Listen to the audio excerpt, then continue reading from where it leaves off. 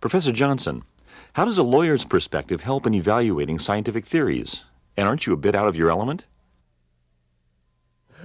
Well, if I'm out of my element, then Charles Darwin must also have been out of his element because his training was in medicine and theology, although he was, in fact, a very good scientist, self-taught, a gentleman amateur like others of his time. Charles Lyell, the father of modern geology, was a lawyer.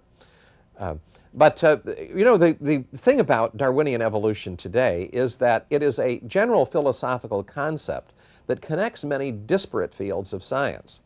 So that you see, molecular biologists, for example, are relying on fossil experts, paleontologists, and vice versa. And then they're all relying on geneticists.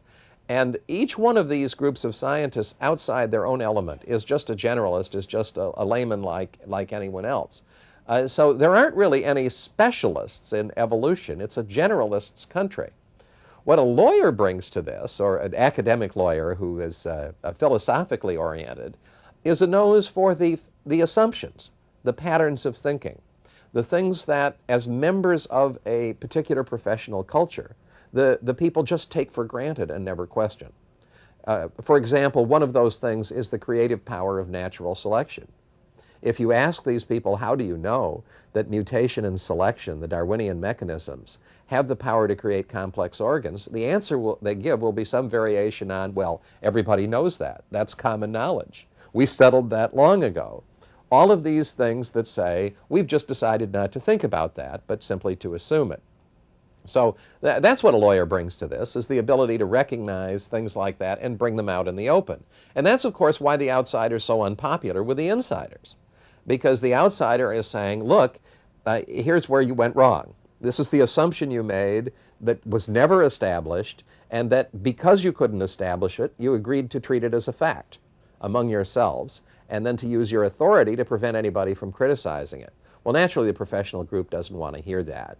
And so they hate outsiders, as they properly should, I suppose, because they blow the whistle on this. The other thing to be said about the outsider is that every one of the great authorities of Darwinism, from Charles Darwin and T.H. Huxley at the beginning, through Dobzhansky, Simpson, and Julian Huxley a generation ago, to Stephen Jay Gould and Richard Dawkins, and so on today, is that every one of those authorities wrote books for the general public. They addressed the general public, and not a single one of them ever said, this evidence is inaccessible to you. Don't try to figure it out because you can't understand it. Indeed, the implied premise of all the books was, it's easily understood. And anyone who isn't completely prejudiced or ignorant can see that it's obviously true. So I like to think of myself as the reader for whom all those books were intended, and I'm speaking back to the authors and explaining to them what they overlooked. That in fact, their books are not convincing because they're assuming at the beginning of the inquiry the point that they claim to have demonstrated at the end, and so there's a thinking flaw. So instead of responding to that, naturally they say, oh, why don't you shut up and leave us alone so we can continue to get away with this. Why are you convinced that Darwinism is more philosophy than science? Darwinism is science insofar as it is used at the level at which it really works empirically, and that's the micro level. Darwinism is a scientific explanation for why you get offshore island species that differ somewhat from species on the mainland. And there it's a fruitful research program. It's plausible. It's up to a point can be demonstrated, although even there only up to a point, I'm afraid. But it's legitimate good science. Now, Darwinism becomes philosophy when you make the extrapolation and say that's how we get things in the first place. The great example of that would be that there was a scientific hypothesis that in periods where the trees of a forest were darkened by industrial smoke, moths which were dark in color would be better able to survive because the birds wouldn't be able to see them. And light-colored moths would be eaten more often, and so for a time you would get more dark moths and fewer light moths in a population. And some observations were done which seem to confirm this. Now, that's perfectly good science, and it explains why, when you have a population of light moths and dark moths both present in the population, you'll get more light moths at one time and more dark moths at another. Darwinism's perfectly good for explaining things like that. But when you take that evidence and you say, and that tells us how we got trees and moths and birds and scientific observers in the first place, that's pure philosophy. The amount of science in it is negligible. And of course, that's what's important about Darwinism. Nobody really cares all that much why you have more light and dark moths, other than people whose professional mission is to study that. What the population wants to know is, how did we get here? And when the Darwinists try to answer that, it's pure philosophy. Have any of your critics acknowledged that Darwinism is something akin to a secular religion? I had the honor to be the subject of a program at the American Association for the Advancement of Science annual meeting in Boston in February of 1993. Michael Ruse gave a lecture on me, which was intended to be, from its abstract, an exercise in what we might call Johnson bashing. But what he did was really very surprising. He, in fact, confessed that I was right on the main issue. The main issue is that what they call evolution, that is naturalistic evolution, metaphysical naturalism, is founded on a highly debatable and controversial philosophical program, and that it's been used as a religion by evolutionists from the beginning. Ruse cited T.H. Huxley and his grandson Julian Huxley, as well as other figures, were saying that what they're really doing is using this as a cultural platform, as a religion in all but name. It functions as a religion for them. Now then he said, of course, we should acknowledge this among ourselves as academics because we're sophisticated, we want to talk about the truth, but we would not admit this to a school board, nor would we admit it in court, you see. And of course that's what happens. I've been observing this for years. The sophisticated people in the universities know that this is founded on philosophy. But because it's their philosophy, you see, they think that's fine. And because they have contempt for the public, they think that it's all right to mislead the public through, propaganda, because the public doesn't really deserve to know the truth. After all, they're not intellectuals like we are, and so we can say anything we want to them. That is a widespread attitude, and I give Michael Ruse credit for admitting it in public, that is, in fact, what's going on. So it was marvelous, of course, for me to hear the tape of this public meeting, and I hope every school board and every judge in the United States becomes aware that when they get testimony about this from representatives of the scientific establishment, they're getting something which is very different from what these people say to each other in private. It's the public story. They keep two sets of books, in a word. You describe yourself as a creationist. What do you mean by that term? A creationist is a much distorted term. In the media usage and in the propaganda usage of the scientific establishment, it means only a believer in literal Genesis, and that's then a term for ridicule. So the propaganda message is that everybody that doesn't agree with us is over in that other camp, and then we'll talk about Noah's Ark and so on and ridicule it, and we'll be able to get rid of them. But in the proper usage, a creationist is simply somebody who believes in the existence of a creator. That would be something like 85% of the American public, maybe even more. That is to say, the creator may have created recently and suddenly, or may have created over a very long period of billions of years through a gradual process. That's a question of detail. The important point is that a purposeful intelligence was doing the creating by whatever method. So that what the scientific establishment tends to do is to say that, well, first place, we'll put everybody in that group into a very narrow box, and then we'll dispose of them by ridicule, and then having got rid of all our enemies by that set of language tricks and propaganda mechanisms, we'll say the only thing left is us, so everybody is supposed to believe the way we do. That's what they call the scientific method these days, and it's just a very reprehensible kind of propaganda. What is meant by the term evolutionist? Again, you see, that's a term that can be given many meanings, and it is given many meanings. If it meant only a person who believed in evolution in some sense, then everybody would be an evolutionist. There would be no such thing as a non-evolutionist, because everybody believes that you breed dogs and you get different breeds of dogs. And so, in fact, the Darwinists will say, well, since you believe in that, you believe in evolution, you're an evolutionist, you're just like us, everybody agrees with us, don't they? This is part of the double talk. Now, I think what an evolutionist really is, in the sense in which that term is used in our educational system, is that it is a metaphysical naturalist. Now, that means an adherent to the philosophy of naturalism, which says that nature is a closed system of material causes and effects which can never be influenced by anything from outside, specifically by a supernatural creator. There is no God, or if there is a God, he stays back there before the Big Bang and has nothing to do with us. And so we can ignore a God. It's really more God is irrelevant than that God is non-existent. That's the basic idea of naturalism. So it's all up to us.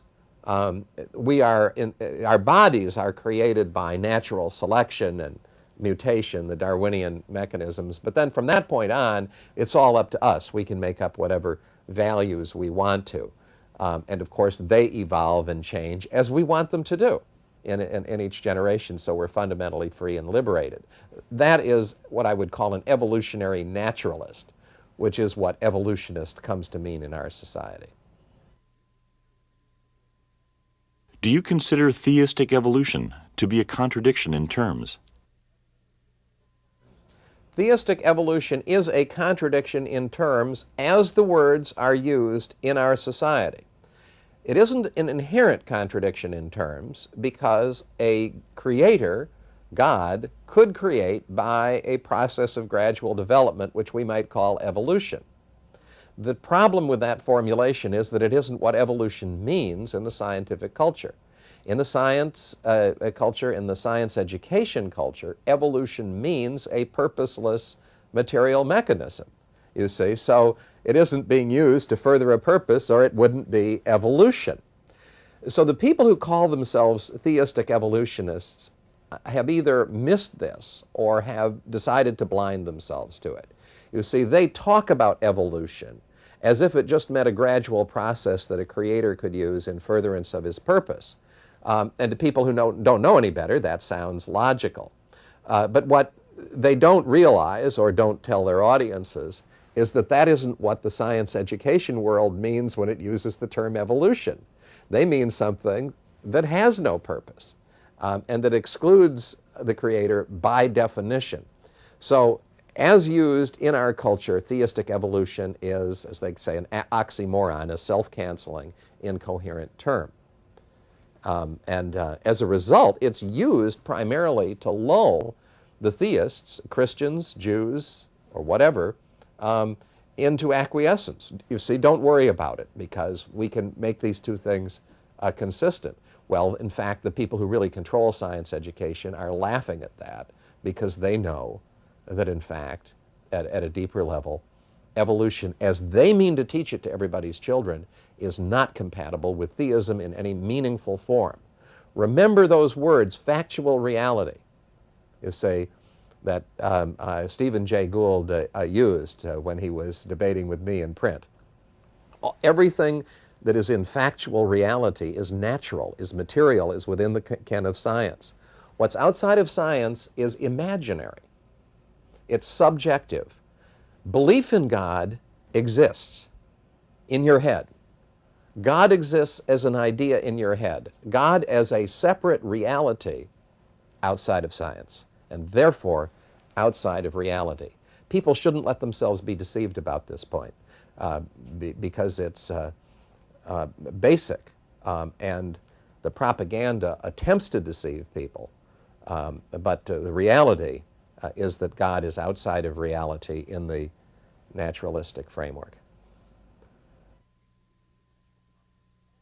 Do you believe that natural processes, 1, are sufficient to account for major evolutionary change, 2, are insufficient, or 3, prevent major evolutionary change from occurring?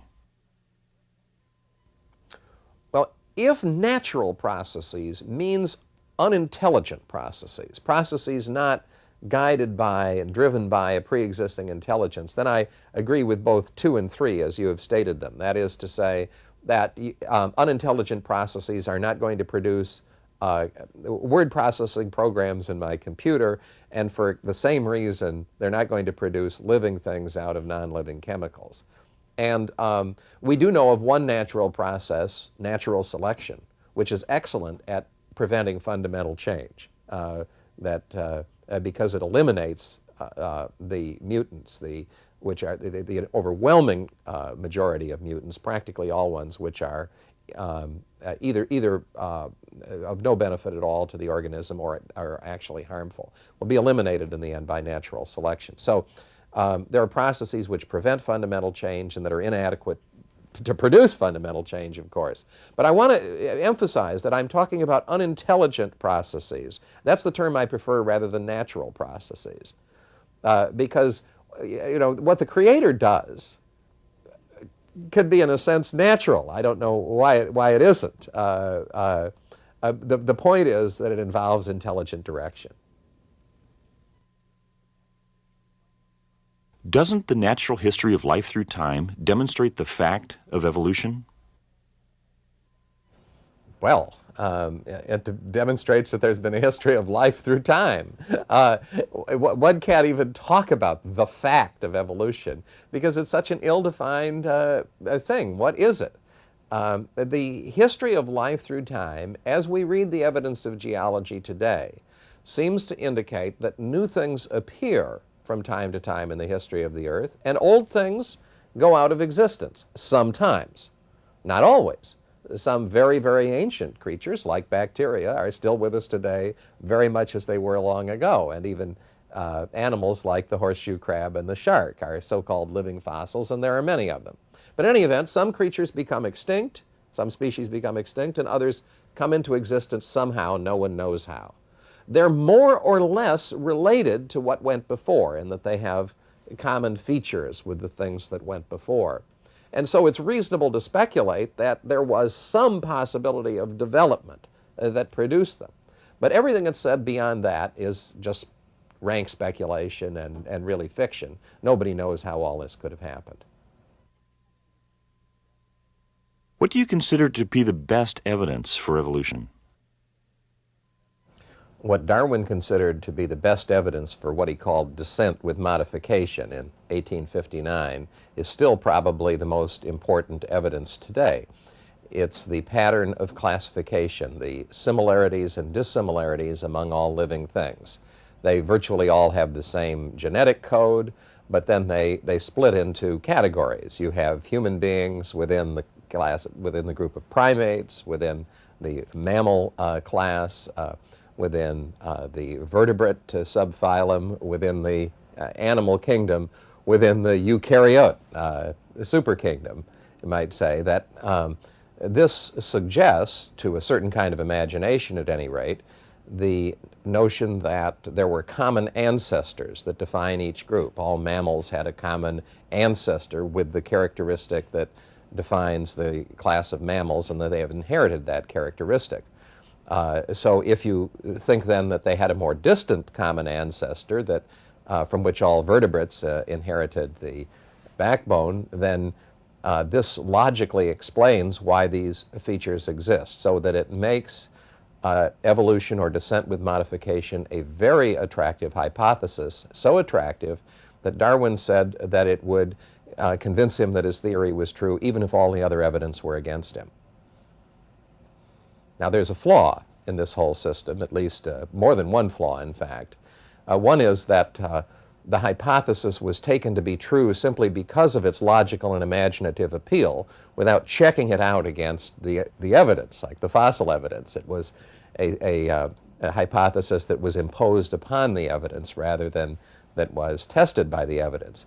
Now, the other thing that's very interesting about this view of things is that the features that create the classification, such as hair or fur in mammals, are called homologies.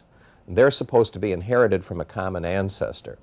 But in fact, in a great many cases, the homologies are traceable to different parts in the embryo and to different genes.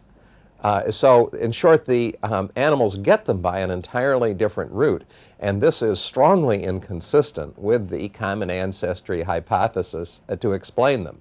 It's also a well-known fact among embryologists, but it never comes out to the general public because, well, it's so unpalatable a fact and so difficult to explain on Darwinian theory. What do you consider to be the major problems with Darwinian theory? Well, there are so many, it's hard to know where to start. I suppose the first place to start is with the fossil evidence. Darwin said in 1859 that he acknowledged that that was dead against his theory, and he just had to assume the fossil record was very incomplete in order to save the theory from the otherwise devastating criticism of the fossil experts like, for example, Professor Louis Agassiz of Harvard. Now, the fascinating thing is that the fossil record hasn't gotten any better in the intervening century and a third, in spite of the fact that it has been explored and interpreted by people who were practically desperate to confirm the Darwinian picture. What we found in the 1980s was that the fossil record was still characterized by two important features. One is sudden appearance. When new things appear, they appear just as they are. There's no visible history of step-by-step development from earlier forms. And then after they have appeared, they stay the same. That's called stasis in the jargon of the trade. So that once you get the shark or the horseshoe crab or anything else into existence, it stays the same throughout its tenure in Earth. There's variation within that type, but no step-by-step development into something different, no directional change of the Darwinian kind. And this, I might add, is not the absence of evidence, it is positively documented. So you see the fossil record is and remains, on the whole, completely different from the picture of it you would expect from the Darwinian ideology. Now that's, I think, the first difficult point that you would say. The second one is that the mechanism remains unproved and indeed even really disproved. By the mechanism, I'm referring to what I call in lectures the blind watchmaker thesis, which is that the random purposeless force of mutation, essentially DNA copying errors, generates the creative change, and that this is then sifted and preserved by natural selection, so that you get the building up of complex organs such as eyes and brains and hearts and livers and kidneys and all those things by this tiny step process of creativity. And that's, of course, also how you get the changing of one kind of thing into something else. You can see that by this theoretical process, that whole gulf in the Precambrian era, where you have nothing at all between the single-celled organisms and then the animal phyla, is particularly hard to explain because you have to have just a complete universe of things going in all directions down there that's been lost. But in any event, this mechanism can't be confirmed. It isn't reflected in the fossil record. It isn't reflected in the world of experiment or experience. So it's a total fiction, really. I said in one chapter of my book that it's as invisible as supernatural creation by God. Now, the third a major a problem, I would say, which is really related to the first two, is that what the Darwinians did was to take a theory that was valid at what we call the micro level. That is to say, it actually does explain how if you get, oh, say, a pair of birds that migrate to an island in the ocean and then are cut off from the mainland, and they give birth, to a lot of descendants through inbreeding. There's mutation. There's a certain amount of selection. You'll get variation. Finches that migrated to an island in the Galapagos group did vary and change, but they're still finches. They got there as finches, and they still are finches with variations. So the Darwinian theory explains that kind of change, but it was extrapolated without any justification in the evidence to explain how you get finches in the first place, how you get birds in the first place, how you get animals in the first place. And that was all just a wild extrapolation. And it's, I think, really generally recognized that this is the great weak point of the theory, that it's been arbitrarily extended. So that you see, if you ask, how does a bacterium become a butterfly? The answer you will get is, oh, look at those finches on the Galapagos. They changed, so the bacterium can change into a butterfly, can't it? Well, it's a ridiculous extrapolation if you've got a critical mind at all, but the Darwinians are committed to it because if they didn't do that, they wouldn't have an answer. And in their view, a bad answer is better than no answer at all, so that's what they give you. Darwinian theory predicts that the accumulating diversity of species should precede the disparity of the higher taxa. Isn't geological succession in systematically reverse order to Darwinian predictions? Yes, that's completely true, and it's acknowledged in such books that have come to the general public as Stephen Jay Gould's Wonderful Life. Gould puts it very well there. What you expect from a Darwinian point of view is a cone of increasing disparity or diversity. That is to say, you would start with one form of life, the original form that somehow crept out of the prebiotic soup or whatever, and then it splits into two, and the two into four, and so on, so that you get constantly increasing diversity in life. And you should have the species first, and then when you get enough species, you can see that they can be incorporated into two different genera, and so on up the scale, with the phyla appearing last. That the phyla are the major divisions of the animal kingdom. Now, what you in fact get is that the phyla all appear, or virtually all appear, in the rocks of the Cambrian era at more or less the same time, geologically speaking. So you have the basic divisions appearing first, and then some of those remain until today, and some of them become totally extinct. But all of the diversity that you get after that point comes within the phyla. So what you have to do to save the Darwinian interpretation at all is either just ignore this, which is what is usually done, or you imagine a huge world of a universe, really, of earlier things that have all been lost, that are all invisible, that there's no evidence that they ever existed, in order to fit this within the Darwinian scheme. And so it's really almost supernatural in a sense. It's invoking the invisible to explain the visible, because the visible in itself is totally inconsistent with your theory. Do you reject the concept of descent with modification? Well, it depends what it might mean.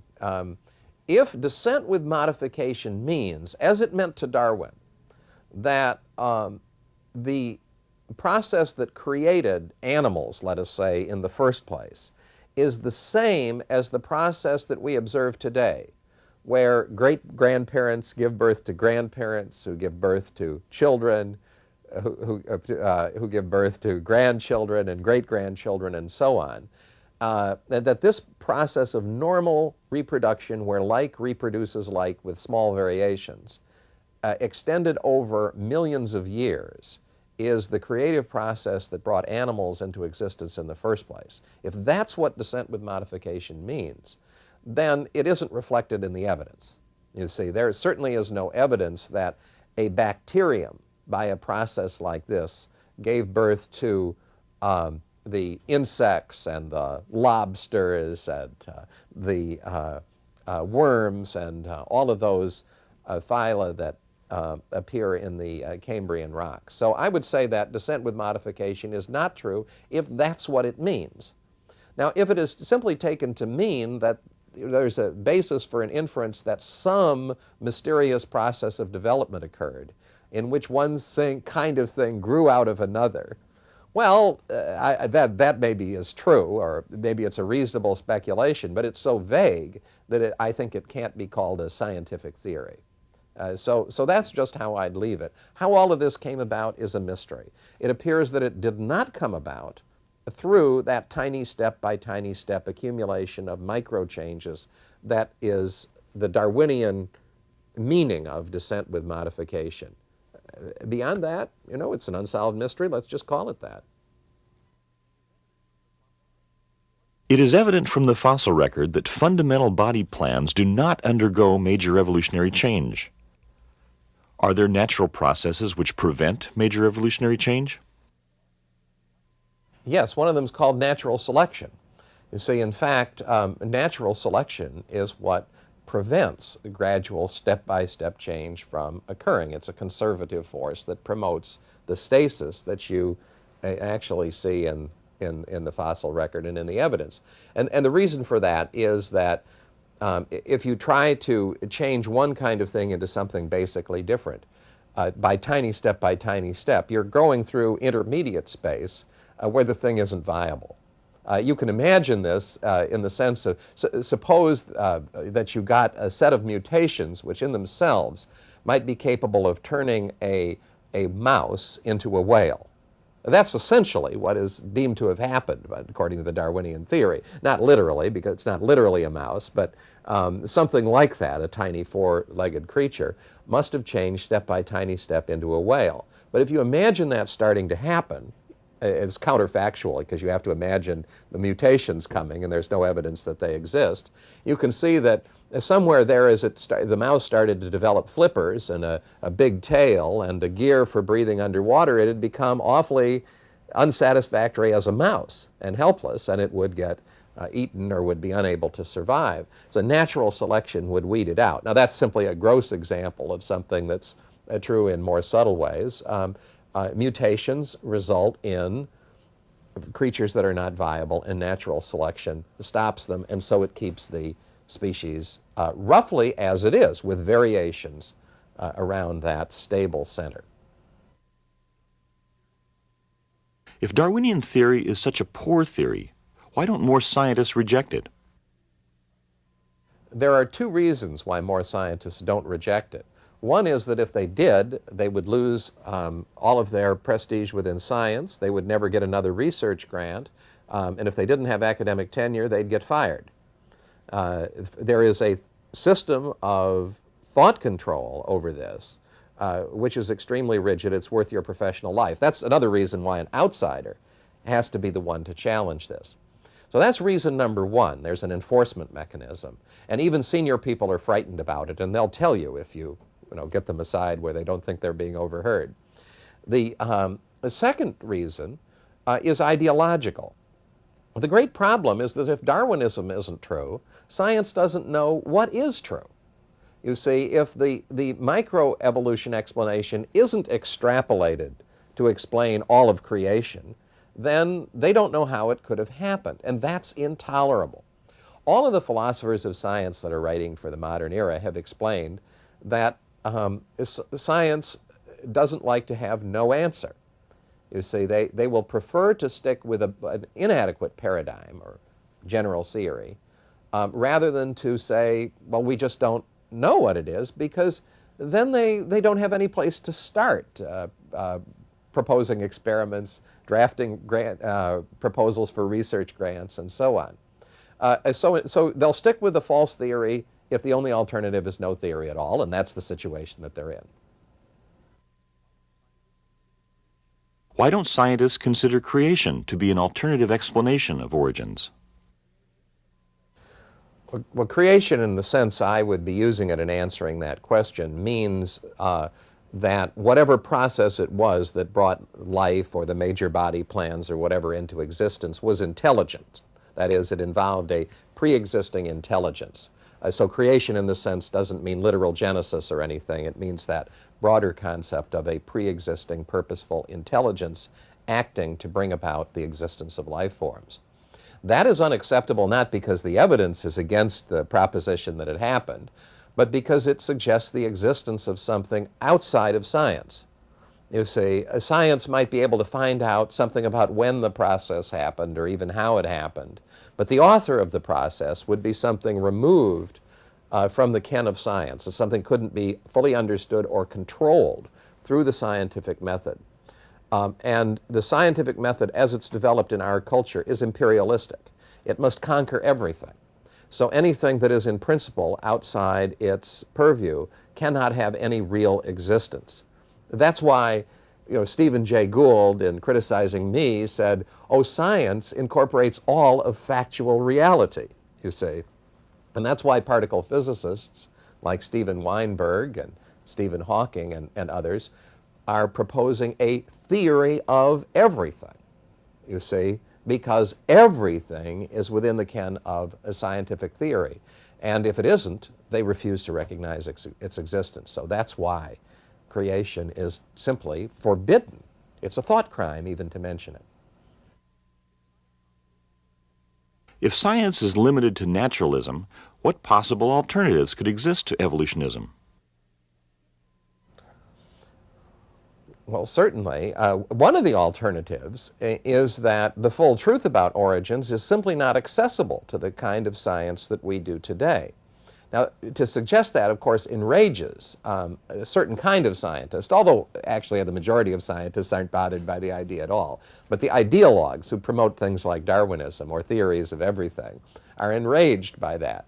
But it's very much like the experience with science in the Middle Ages. The alchemists thought that they could make lead into gold, and it was beyond the purview of their science. Well, the same thing is that our alchemists of today think that you can take non-living chemicals and leave them alone, just stir them up in a broth, and life emerges, and then you wait long enough, you get human beings. I think it's the alchemy of today.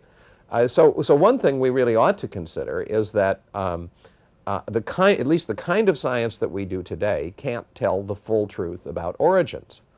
And what our science ought to be doing is learning more about how the life forms actually work, what they are, freeing themselves of the blinkers of Darwinian prejudice so that they can understand more about what they are. Just like the alchemists needed to learn more about chemistry. They needed to learn about the difference between elements and compounds and so on before they could understand why they couldn't turn lead into gold. I think the same thing would happen if our scientists started to study the life forms without this materialist set of blinders on, and they'd discover that it was something that required the input of intelligence into the system to be viable. Do you have any alternative research programs for scientists? Yes, I do. And I believe that it's what scientists will be doing in the future. Obviously, scientists are not going to say, well, Johnson has proposed a research program, so let's do that. What I'm doing here is not dictating to anybody. I'm predicting the way in which I think science will develop of its own accord in the future. And what I expect to happen is this, that as further knowledge of embryology, of molecular biology accumulates, it will become more and more difficult to deny that the processes involved are much more complex and involve many more sources of information of a very complex kind than can be accounted for by the Darwinian method. That it's just going to become increasingly rickety as a paradigm. And I think research interest is going to then shift away from such unsolvable, for now, problems as the origin of life, let's say, or the present agenda of evolutionary biology. And instead, what the researchers will be doing is concentrating on figuring out how the life processes work. And in order to do that, they're going to have to concentrate on what is the most significant thing about those processes, which is that they involve information, in the same sense that the programs in your home personal computer involve information, which is the product of pre-existing intelligence. The agenda of biology is going to be to find out how that intelligence works in the living organism. And to do that, they will have to discard the Darwinian interpretation of life, which is that it's only matter evolving by natural selection. So then, of course, you're in a whole new world. You'll learn a whole lot more about what life is and how it works. And at the end of that process, at some time in the future, it might be possible to formulate more intelligent questions about how things came to be the way they are, which we can't even predict for now. Just as to return to my analogy about the alchemists in the Middle Ages, once science had discarded the dream of alchemy and developed a different research agenda, we learned about electrons and the nuclei of atoms. We learned about what the difference between elements and compounds was. And now it's possible to imagine a way in which you might change lead into gold, you see, because you know something more about how theoretically it might be done. Maybe something of the kind could happen in the future with science. But for science to make any progress towards that point, I think it'll have to discard the 19th century materialist ideology within which it is presently confined. Darwin's extrapolations seem more metaphysical than empirical. Shouldn't scientists return to a more empirical science?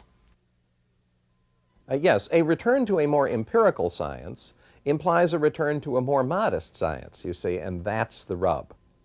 Because if one is going to have a science that is genuinely empirical, then it's got to admit unpleasant truths, such as that we don't know how fundamental change can occur or fundamental innovations can occur. You see, it's by pretending that we get the kind of answers that certain scientists want to promote to the public. So I think the root of the problem is a kind of pride, you see, a kind of arrogance. The cure is a kind of humility. And that's hard for people who are used to ruling all knowledge. The real example of the pride and arrogance is today is not just the Darwinists. They've had a big dose of that, but even those physicists who say we can provide a theory of everything that explains everything in principle, although it actually doesn't predict anything very much in practice. You can see that's just simply a kind of spiritual pride at work. It's not empirical, it's not scientific at all. Do scientists need a better understanding of nature's ordinary rules of stability and stasis before they can develop better theories of change? Well, you have to understand all the theoretical mechanisms that govern. Sure, you have to understand the truth about things. You see, if there are in fact mechanisms of stasis, like natural selection, as I think there are, you don't get anywhere by ignoring that and pretending that things are otherwise, because that makes it easier to solve the problem. You know what Darwinian biology is like? It's like the famous story of the drunk who was found looking for his car keys under the street lamp. And the passerby asked him, well, is that where you dropped your keys? And he says, no, I dropped them over there in the bushes, but here there's light, I can see. So he's looking there. Well, you see, that's exactly what the Darwinists are doing. They say, well, if natural selection was an agent of change, then we could explain how things came about. That's the light. So that's where we'll look. But the keys are over there in the bushes.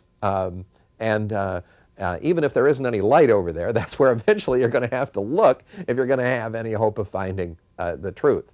So sure, you've got to look at the things even when they're discouraging in the short run, because that's the only way you're going to learn more about where the truth is to be found. Could scientists come to the conclusion that natural processes prevent major evolutionary change? Sure they could when they're acting as scientists. It's when they're acting as metaphysicians that they can't do that. You see, there's nothing that prevents fossil experts like James Valentine, for example, from saying what is implied by all their work, that we just really don't know how something like the Cambrian explosion could have occurred. There's nothing to prevent a scientist from saying, as Stephen Jay Gould has said in writing at one time or another, that the mutation selection mechanism, the accumulation of micromutations through natural selection, is not sufficient to account for genuine innovation or fundamental evolutionary change. And then to say, and we just don't know what could do these things. Acting as scientists, they should be saying things like that. The problem is that they are expected to be, and have wanted themselves to be, metaphysicians. And metaphysicians have to be able to explain those things. And so they do. They may not give you true explanations, but they'll give you explanations. Does the California Science Framework allow criticism of Darwinian theory in the classroom? Not really. In a sense, you could criticize a Darwinian theory, provided that you stay within the boundaries of naturalistic science. There are figures like Stephen Jay Gould and Lynn Margulis who have criticized severely aspects of Darwinian theory, made all the criticisms that I have, really, in one form or another. But you see, they insist that they have an alternative, very vaguely specified usually, that will do all of this, but still keep the creator out of the picture. They stay within the metaphysical boundaries of scientific naturalism, and so up to a point that's tolerated, you say. It's the suggestion that maybe there's something fundamentally wrong with the metaphysics that isn't allowed.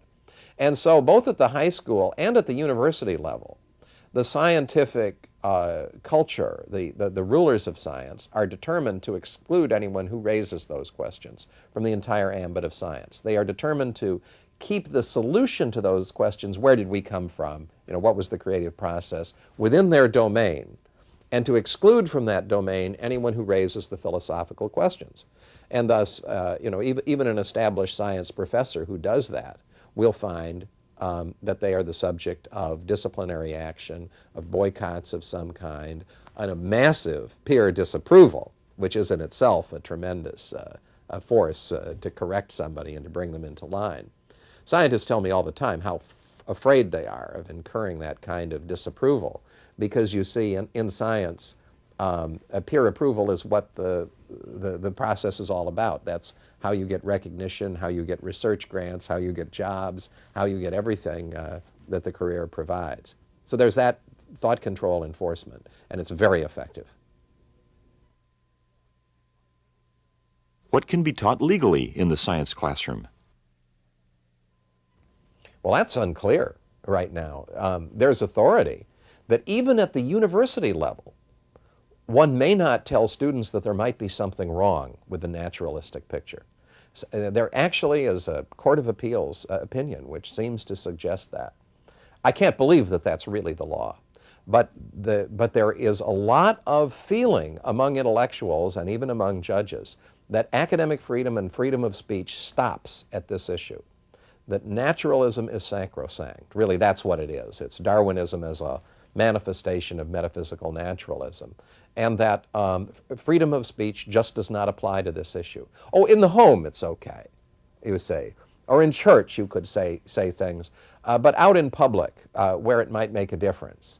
In the science classroom, if somebody says, well, maybe these theories of the origin of life just aren't true and things didn't happen that way at all, the axe falls. Then that's when action is taken to make sure that students are protected from hearing a thought that might unsettle their minds, that might unsettle their certainty that naturalism is the whole truth. So I think this is the biggest free speech area of our culture at the moment, and I'm afraid a lot of educating of the judiciary has got to be done, and of the legal profession, to wake them up to this, because they still think, many of them, I mean, many do understand this, but many judges and lawyers still think that the great need is to protect the independence of science, from some biblical dogmatism. But that is the issue of a century ago. The issue of today is, how are we to limit the authoritarian aspects of the scientific culture, which in fact controls the educational institutions, which in fact is the only channel of information to the elite media, to the television networks, to newspapers like the New York Times, and that it has such a strong, effective, authoritarian propaganda hold on the society. They're the college of cardinals in our culture that needs to have its power limited by constitutional means. Is it illegal to teach Pasteur's law of biogenesis, that life does not arise spontaneously? It is illegal in the opinion of many people. I don't believe the Supreme Court's going to uphold that view in the end. But preliminarily, a fair number of people in the intellectual culture think that it is illegal to cast any doubt on the claim that unintelligent material processes, that's natural processes, in my interpretation, that unintelligent material processes were capable of doing all this creating is a dogma of the scientific naturalist faith, and it may not be challenged. Because you see, it in itself is the charter of liberty in this view. It's liberty from that supernatural creator who might otherwise interfere with our freedom, and so we must not allow anybody to disagree with it in any forum where their disagreement might be effective. You see, that's the marginalization. We keep it outside of public channels. And anyone that tries to challenge this will find out very quickly how many informal mechanisms there are in the media, in the educational institutions, and everywhere to prevent honest disagreement on this subject from being heard. Doesn't the uncritical teaching of Darwinism undermine support for public education? Well, it does already. I think that a great many people are aware that a materialistic and naturalistic ideology is being promoted in the name of science, but they're helpless to do anything about it because the means of communication and the educational institutions are in the control of people who are dedicated to making that propaganda. So the science framework is really dedicated to a single end. They call it teaching more about evolution. I wish they would do that. I'm for teaching more about evolution. But that isn't what they mean. This is the usual double talk. They mean indoctrinating people in the outlook of evolutionary naturalism. They call it the scientific outlook. So what is continually to be done is evolution is to be promoted as something which is certain because the scientists believe in it. Evolution means not just gradual change, it means naturalistic philosophy. It means a purposeless material force brought about our creation. And so the difficulties with the theory are to be concealed, are to be kept from the students.